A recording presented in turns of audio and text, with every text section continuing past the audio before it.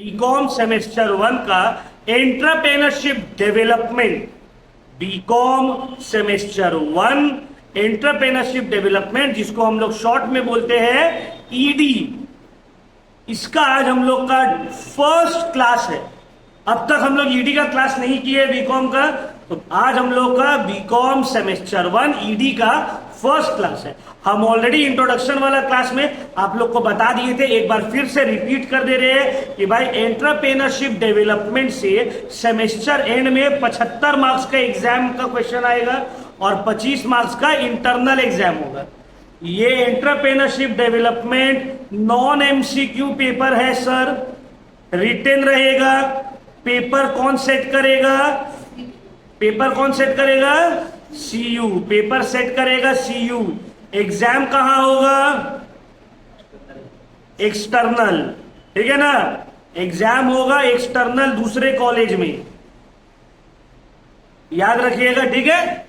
तो entrepreneurship development 75 marks का semester and में एक्सटर्नल एग्जाम होगा, 25 मार्क्स का कॉलेज अपना एग्जाम लेगा, मिलाकर हो गया 100। दोनों ही नॉन एमसीक्यू रहेगा, रिटेन रहेगा, ठीक है। ये है सिलेबस। टोटल यूनिट 1 2 3 4, बस 4 यूनिट आपका है। ये पूरा थ्योरिटिकल है, पूरा थ्योरी है, इसमें एक भी समझ नहीं है।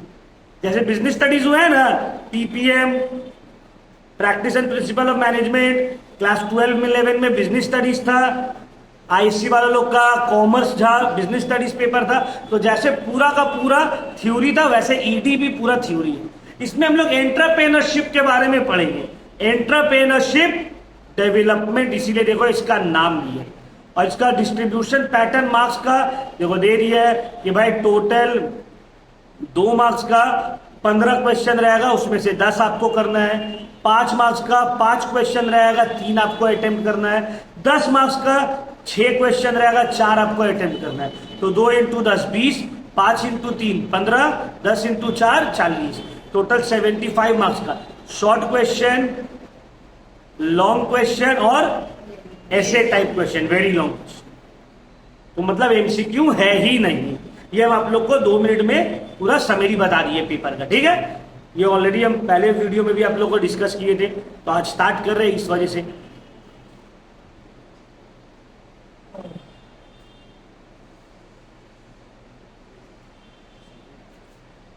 देखो 25 मार्क्स का रिटन होगा ऑफिशियल।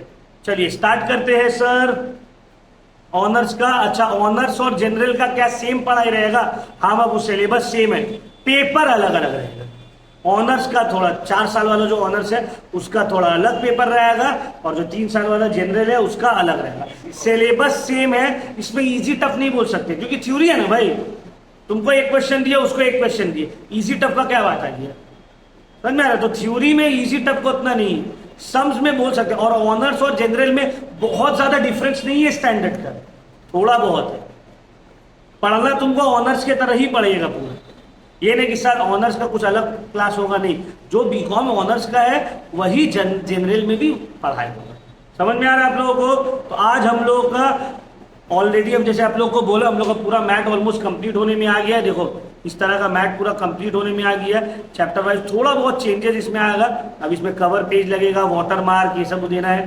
तो 2-3 दिन में आप लोग को पूरा सब सब्जेक्ट्स का मैथ मिल जाएगा, उससे फिर क्लासेस होगा, ठीक है ना। जैसे हम बोले थे अप्रैल का फर्स्ट वीक तक, सॉरी जुलाई का फर्स्ट हफ्ता तक आप लोगों को मिलेगा। तो जुलाई का फर्स्ट वीक चल रहा है आप लोगों को देखिए। तो आज जो हम लोग टॉपिक स्टार्ट करने वाले हैं, इस टॉपिक का नाम है यूनिट 1 इंट्रोडक्शन। सर इससे कितना मार्क्स का आएगा सर? देखो यहां पे ऐसा कुछ सिलेबस में डिफाइन अभी नहीं किया है, ठीक है। लेकिन जब हम लोग चैप्टर करेंगे तो उससे आप लोगों को एक आइडिया देंगे,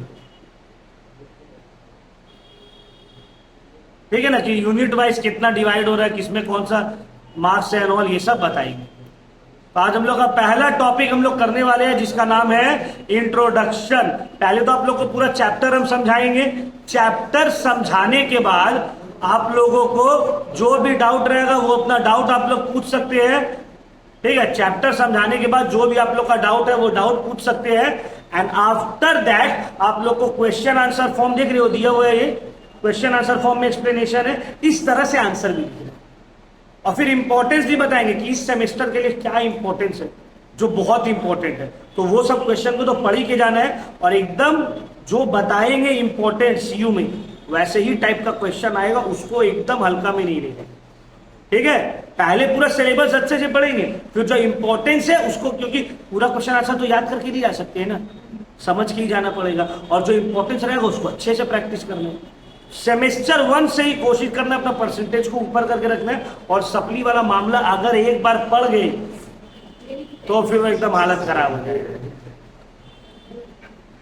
चलिए स्टार्ट करते हैं। Chapter number 1 introduction. तो इंट्रोडक्शन स्टार्ट करेंगे हम लोग आज यूनिट 1 या चैप्टर 1, जो हम लोग देखिए टोटल 4 ही चैप्टर है, 4 ही यूनिट है, लेकिन इसमें टाइम लगेगा, ऐसा नहीं कि फट से हो जाएगा, थोड़ा सा वक्त लगेगा। आंसर राइटिंग प्रैक्टिस करेंगे, टेस्ट लेंगे, ठीक है, लेकिन सिलेबस जो है छोटा है, उतना ज्यादा लंबा नहीं है। चलो, what do you mean by entrepreneur? Entrepreneur कौन होता है बोलो तो, लोग पढ़िए।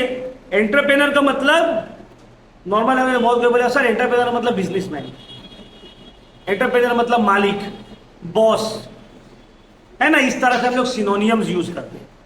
एंटरप्रेनर का मतलब होता है समवन जो कोई एक अपॉर्चुनिटी फाइंड आउट करता है, कुछ इनोवेट करता है, इन्वेंट करता है, डिस्कवर करता है, नया बिजनेस मॉडल लाता है और लोगों का वांट्स को सेटिस्फाई करने के बाद उससे प्रॉफिट अर्न करता है।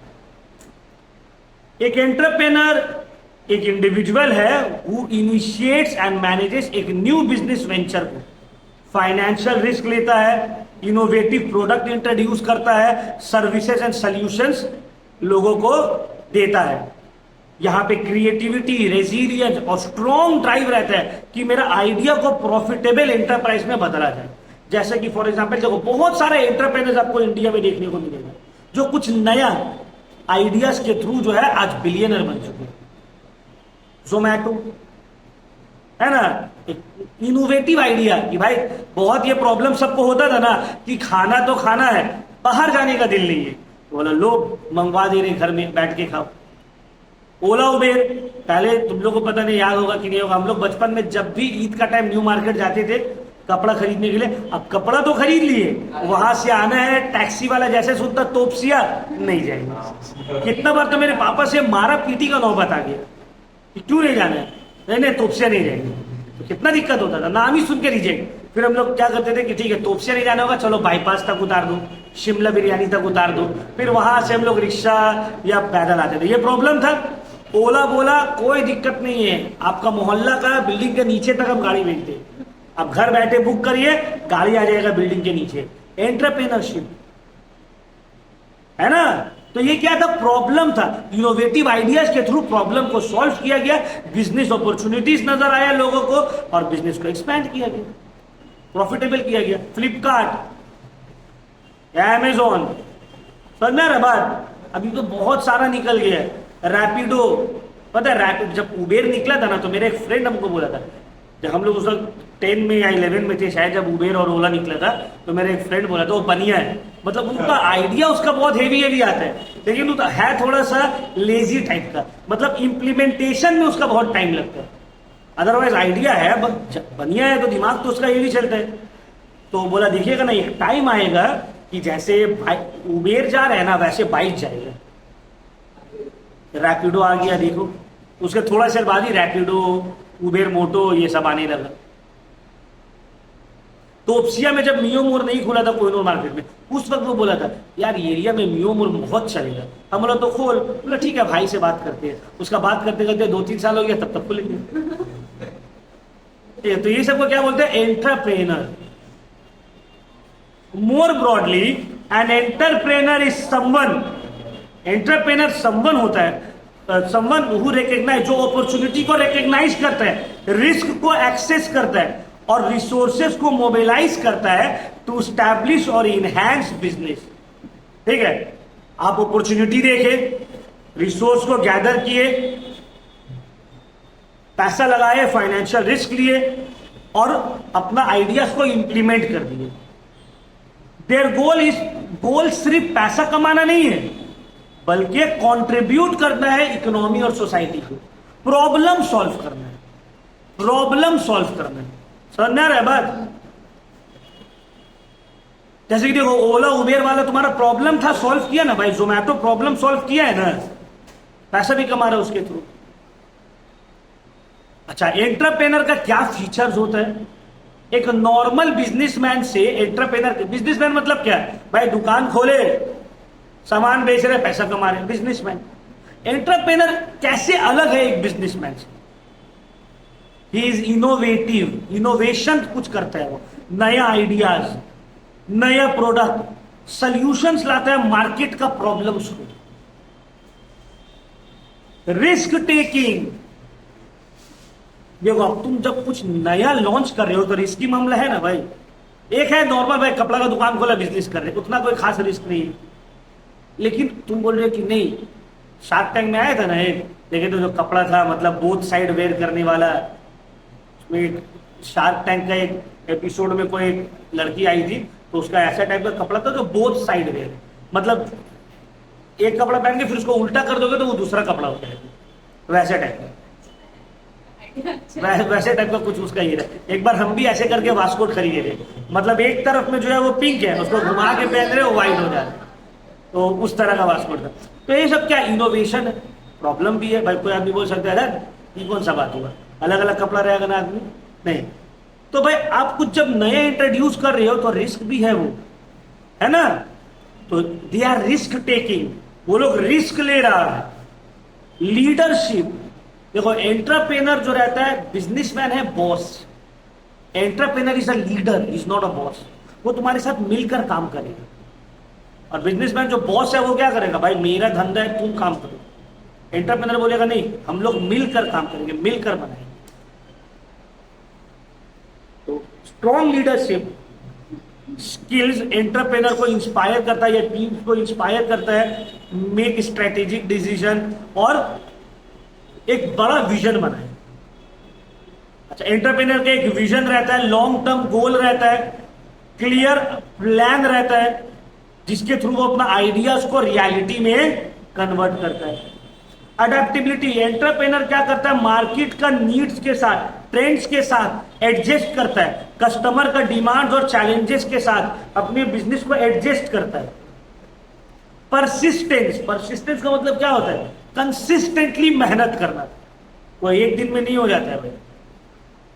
तुम आज कुछ स्टार्ट किए, वहां पूरा चमक गया, ऐसे नहीं होगा, बहुत साल का मेहनत रहता है। इसी को बोलते हैं रेजिलियंस, परसिस्टेंट, मतलब आप मेहनत करते रहो करते रहो करते रहो, वो जरूर सक्सेस। नेटवर्किंग, एंटरप्रेन्योरशिप में नेटवर्किंग बहुत इंपॉर्टेंट है कि तुम्हारा कितना चैनल है, तुम्हारा कितना नेटवर्क है। अगर तुम्हारा नेटवर्किंग अच्छा नहीं है तो बिजनेसेस का ग्रोथ का चांसेस बहुत मिनिमम हो जाता है, कम हो जाता है। तो नेटवर्किंग एक बहुत इंपॉर्टेंट फैक्टर है एंटरप्रेन्योरशिप का, ठीक है। नेटवर्किंग मतलब आप कैसे करके इन्वेस्टर को लाएंगे, कैसे करके आप टीम बनाएंगे, कैसे करके आप सप्लायर से कनेक्ट करेंगे। पैशन, मतलब आप जो भी काम कर रहे हो उसके लिए आपका पैशन होना चाहिए। जैसे जब हम एमकॉम कंप्लीट किए तो बहुत सारा जॉब ऑफर्स था, देखिए यार मेरा कॉर्पोरेट वाला मिजाज नहीं है कि हम कॉर्पोरेट में जाके काम करेंगे। तब तक हम अच्छा कमा रहे थे कोचिंग से, ट्यूशन से, तो हमको अच्छा लगने लगा ये चीज। ऐसे नहीं कि हम सोच के थे कि हमको बड़ा होके पढ़ाना है ये, लेकिन जब पढ़ाना स्टार्ट किया तो अच्छा लगने लगा। अब अच्छा लगते लगते आदत हो गई है, अब हमको यही चीज में मजा आ रहा है। अब अगर हम शिफ्ट करेंगे कोई दूसरा चीज की, भाई कोई दूसरा बिजनेस करते हैं चलो, तो क्या होगा, मेरे लिए बर्डन लगने लगेगा, हमको मजा नहीं आएगा वो चीज में। तो जब हमको मजा नहीं आएगा, वो लॉन्ग टर्म में कभी भी हम अच्छा नहीं कर पाएंगे। लेकिन इंसान वो चीज करता है जिसमें उसका पैशन है, वो ग्रो करेगा। समझना रहा बात? तो एंटरप्रेन्योरशिप में एंटरप्रेनर कुछ नया चीज क्यों करेगा भाई, क्योंकि उसका पैशन है। समझ में आ रहा है? तो एक डीप इंथुसियाज्म या पैशन एंटरप्रेनर्स के अंदर आपको नजर आएगा। और फंक्शन, ये हो गया फीचर। अब फंक्शंस ऑफ एंटरप्रेनर, सर एक एंटरप्रेनर का क्या फंक्शन है? सबसे पहला फंक्शन तो ये है कि वो अपॉर्चुनिटी को आइडेंटिफाई करता है, अपॉर्चुनिटी को आइडेंटिफाई करता है कि हाँ ये एक अपॉर्चुनिटी है।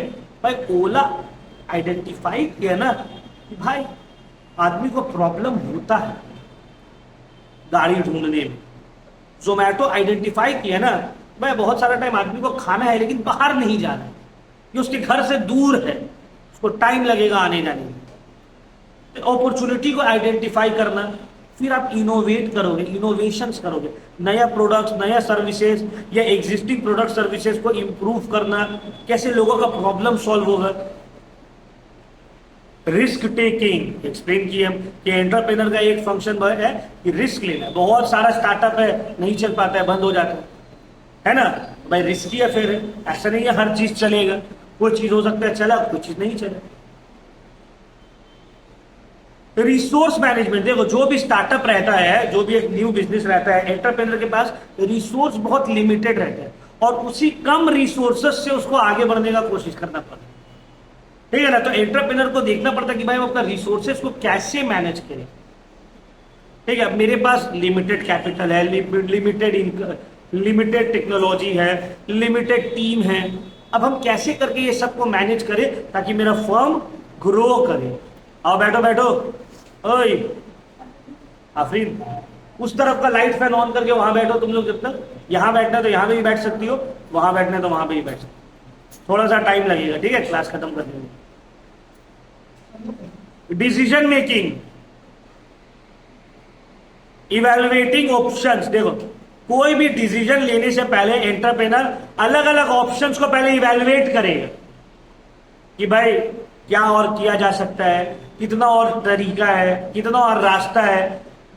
सब इवैल्यूएशन को और ऑप्शंस को स्ट्रैटेजिकली चेक करने के बाद वो डिसीजन लेगा कि क्या करना है, ठीक है। नेटवर्किंग एक्सप्लेन किया ऑलरेडी, एंटरप्रेनर का नेटवर्किंग बहुत इंपॉर्टेंट फंक्शन है। एडेप्टेशन, जो भी चेंजेस आ रहा है ट्रेंड्स के साथ चेंज करना। देखते हो कुछ भी एक वायरल होता है, मीम्स एंड ऑल, सब जितना भी स्टार्टअप है, बिजनेसेस है, वो सब लग जाता है उसके पीछे। क्यों? क्योंकि they are following the trend.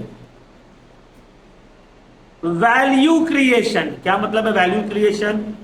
कि भाई आप इकोनॉमिक और सोशल वैल्यू क्रिएट करो ताकि कस्टमर का डिमांड नीड्स हो, जॉब्स क्रिएट हो और कंट्रीब्यूट करे इंडस्ट्रियल डेवलपमेंट में।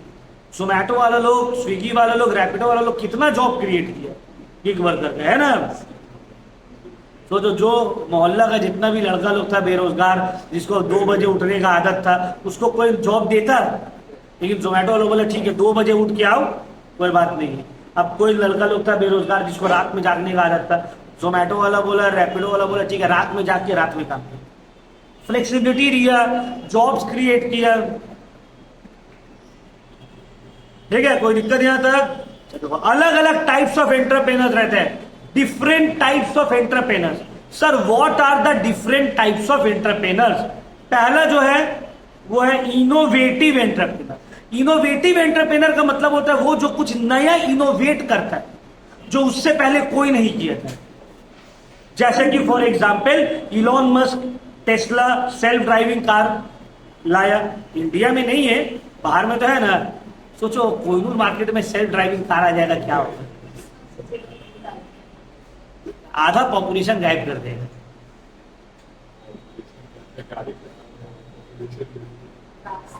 ठीक है, तो इनोवेटिव एंटरप्रेनर का मतलब होता है समवन जो कोई नया आइडियाज को पहली बार इंट्रोड्यूस करता है। स्पेस एक्स रॉकेट भेज रहा है मार्स पे, पहला प्राइवेट कंपनी जो मार्स में रॉकेट भेजने का बात कर रहा है। ये नया चीज है, कुछ समथिंग न्यू जो उससे पहले कोई नहीं किया। Microsoft Bill Gates innovative entrepreneur, उससे पहले कोई नहीं किया, है ना। विंडोज, तो ये इनोवेटिव जो कुछ नए इंट्रोड्यूस किया, इन्वेंट किया जो उससे पहले कोई नहीं किया, इस एंटरप्रेनर को बोलते हैं इनोवेटिव एंटरप्रेनर। दूसरा होता है इमिटेटिंग एंटरप्रेनर, जो इंडिया में देखने को मिला है। कोई सक्सेसफुल एंटरप्रेनर का आइडिया कॉपी करके थोड़ा बहुत चेंज करके कर लो बिजनेस। जैसे ओला कॉपी किया था उबेर का, उबेर इंटरनेशनल में था, ओला उसका कॉपी कर लिया इंडिया में। फ्लिपकार्ट अमेजोन को कॉपी किया, है ना। तो ये क्या है? ये है इमिटेटिंग एंटरप्रेनर। इसको क्या बोलते हैं? Imitating entrepreneur. इमिटेटिंग एंटरप्रेनर का मतलब होता है आप कोई सक्सेसफुल चलता हुआ बिजनेस को रेप्लिकेट कर लो, कॉपी कर लो। इंडिया में ये चीज बहुत कॉमन है भाई, उसका दुकान चल गया, चल बगल में हम लोग भी दुकान खोल लें। अरे उसका उसका उसका स्टोर बहुत चल रहा है, हम भी एक तो स्टोर खोल लिए। लॉकडाउन में देखे थे सब कोई राशन दुकान खोल रखा है, क्या राशन का बहुत सेल हो रहा है। सो दे आर इमिटेटिंग एंटरप्रेनर। समझ में आया? एग्जाम्पल या मैकडोनल्ड्स हो, बहुत सारा तुम लिख सकते हो, ओला, फ्लिपकार्ट, इमिटेटिंग एंटरप्रेनर। फिर आता है Fabian entrepreneur. What do you mean by Fabian entrepreneur? Fabian entrepreneur का मतलब होता है वो एंटरप्रेनर जो कि कॉशियस और कंजर्वेटिज्म माइंड वाला रहता है। They prefer slow, steady and gradual growth, avoiding risk and rapid expansion. मतलब होता है ना, एक कोई दुकान गई तो पुराना जमाना का तुमको नजर आ रहा है, क्यों भाई? नहीं, उतना चेंजेस हम लोग को पसंद नहीं। आस्ते आस्ते जैसे चल रहे हैं चलिए, जैसे हम करते हैं, बहुत स्लोली स्लोली अपना काम कर रहे हैं। क्यों? Because I want to avoid risk. ये नहीं कि हम किसी से 5 लाख रुपए ले लिए, पूरा सजा दिए सही से, एकदम इंटीरियर करवा दिए, अब जो होगा देखा जाएगा। नहीं, एकदम स्लोली स्लोली ग्रोथ हो रहा है। पहले छोटा जगह, फिर थोड़ा और बड़ा हुआ, फिर बेंच बना, फिर नेक्स्ट साल कुछ और होगा, आहिस्ते आहिस्ते करके। तो इस तरह के एंटरप्रेनर को बोलते हैं फेबियन एंटरप्रेनर, जो बहुत स्लो चेंजेस लाता है, ठीक है, और रिस्क को अवॉइड करने का कोशिश करता है, धीरे धीरे एक्सपैंड करता है। Reluctant to fast expansion. फिर आता है ड्रोन एंटरप्रेनर। ये लोग कौन है? ये लोग है रेजिस्टेंट टू चेंज, मतलब चेंज करना ही नहीं है, जैसे चल रहा चलेगा, हमको कुछ नया इनोवेट नहीं करना है, ठीक है। Preferring to operate their business using traditional और ऑर्थोडॉक्स मेथड विदाउट ग्रोथ और एक्सपेंशन प्लान। मतलब जो जैसे चल रहा है वैसे। जैसे मेरे पापा का जब बिजनेस रहता था तो हम तब तक तो भाई पूरा यूपीआई भर ही था। तो मेरे पापा जो भी दुकान में आता था, कैश दो, ऑनलाइन नहीं है मेरा पास। हम बोलते थे लीजिए भाई, सेल बढ़ेगा आपका।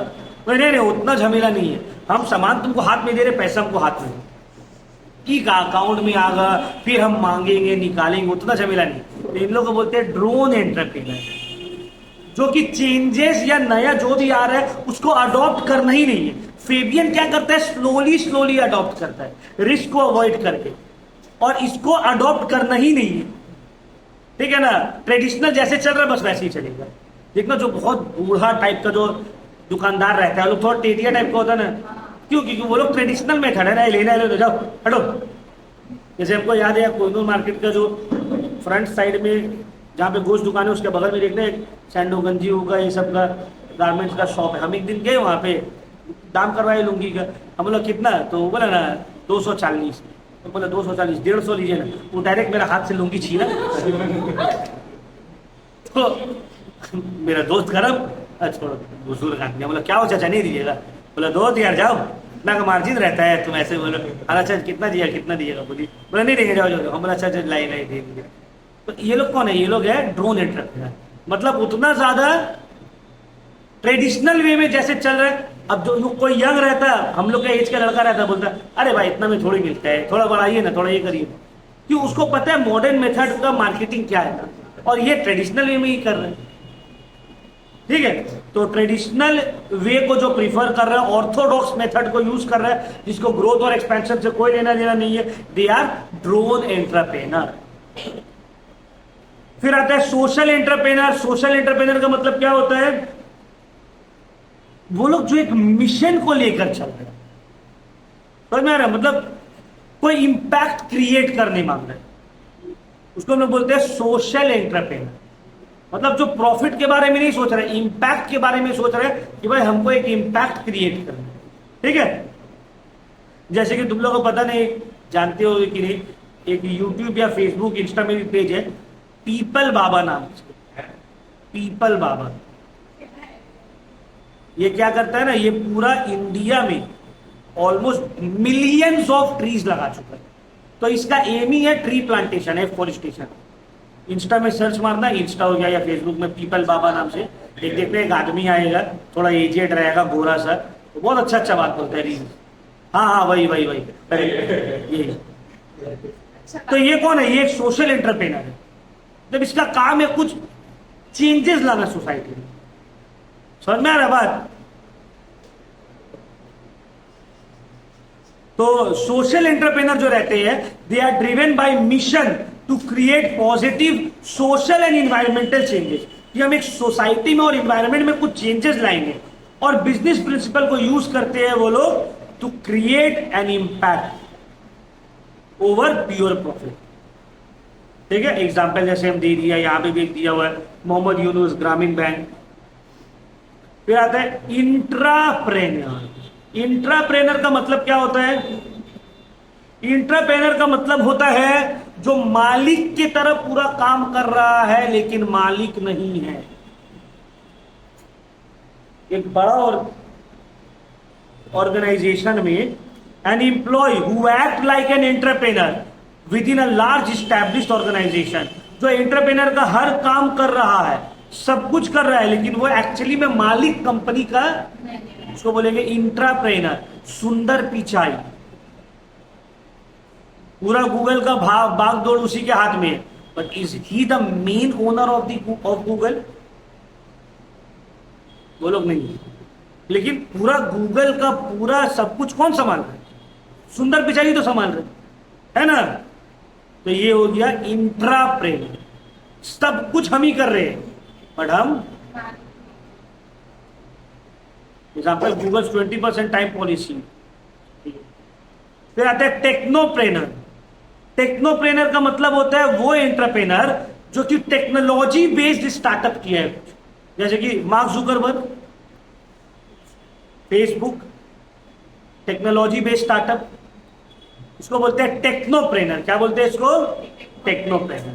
ठीक है, फिर आता है इकोप्रेनर, वही सोशल एंटरप्रेनर की तरह ही है इसका कुछ। दीज एंटरप्रेनर, ये लोग इन्वायरमेंटल के सस्टेनेबिलिटी के ऊपर ज्यादा ध्यान देता है रेदर देन बिजनेस प्रैक्टिसेस, कि भाई मेरा काम से इन्वायरमेंट में कम से कम डिग्रेडेशन, ठीक है, इको फ्रेंडली प्रोडक्ट्स बनाना।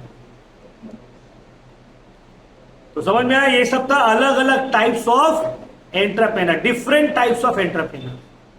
यहां तक कोई भी डाउट? नेक्स्ट क्लास में हम लोग स्टार्ट करेंगे व्हाट इज एंटरप्रेनरशिप और उसका क्या क्या एलिमेंट्स है। मतलब लगेगा, टाइम लगेगा, ऑब्वियस सा बात है।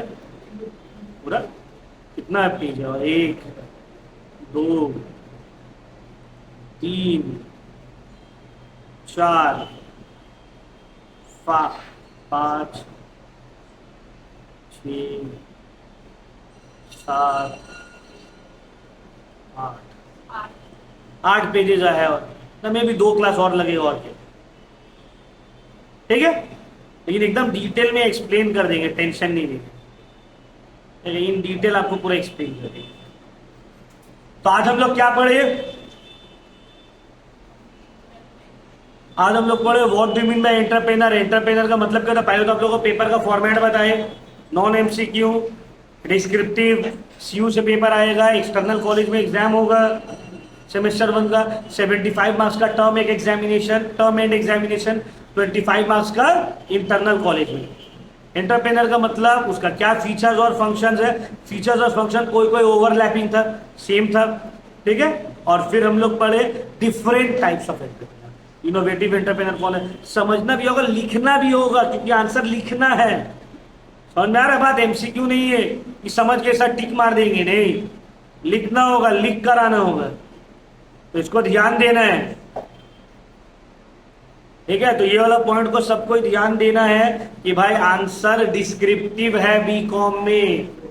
सेमेस्टर 1 में ईडी का जो पेपर है और मैक्सिमम पेपर हम तो आप लोग को फर्स्ट क्लास में बता ही दिए कौन नॉन एमसीक्यू है, कौन एमसीक्यू है, कौन किसी में दोनों है। मेजोरिटी जो ऑनर्स का जितना भी पेपर है वो तो सब नॉन एमसीक्यू ही है। ठीक है ना, तो लिखने का आप लोग को प्रैक्टिस अभी से करना पड़ेगा, डे 1 से। तो सोचोगे सर समझ तो सब गए, जब लिखने जाएंगे तो जहाँ गाना दिमाग में गाना बज रहा है, गाना का लिरिक्स याद आ रहा है, आंसर याद नहीं आ रहा, तो ये लिख लिख के आपको प्रैक्टिस करना। एमसीक्यू में क्या था, समझा दिए, 30-40 एमसीक्यू करवा दिए, ध्यान में रह गया, एग्जाम दे दिया, काम खत्म। इसमें समझा दिए, समझ में भी आ गया, लिख नहीं पा रही। अब लिखना तो खुद से पड़ेगा, तुमको लिखवा तो हम नहीं सकते।